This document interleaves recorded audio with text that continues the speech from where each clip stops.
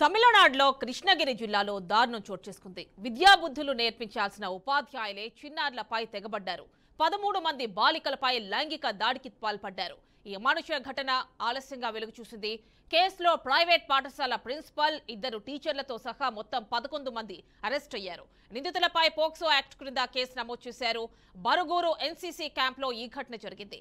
School ఆడిటోరియంలో బస చేసిన 13 మంది బాలికలపై లైంగిక దాడి జరిగింది. ఎన్సీసీ ట్రైనర్ శివరామన్ ప్రధాన సూత్రధారిగా నిర్ధారించారు. నకిలీ క్యాంప్ నిర్వహించి శివరామన్ ఈ దారుణానికి ఒడిగట్టాడు. శివరామన్తో కలిసి కొందరు టీచర్లు లైంగిక దాడిలో పాల్గొన్నట్లు అనుమానాలు వ్యక్తమవుతున్నాయి.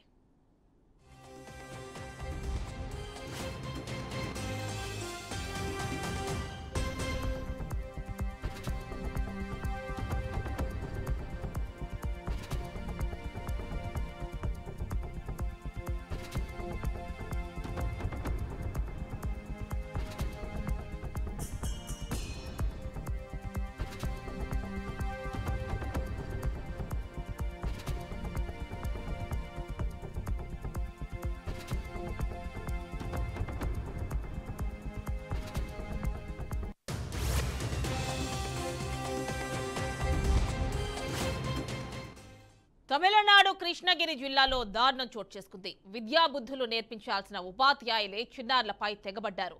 13 మంది బాలికలపై లైంగిక దాడికి పాల్పడ్డారు. ఈ అమానుష సంఘటన ఆలస్యంగా వెలుగు చూసింది.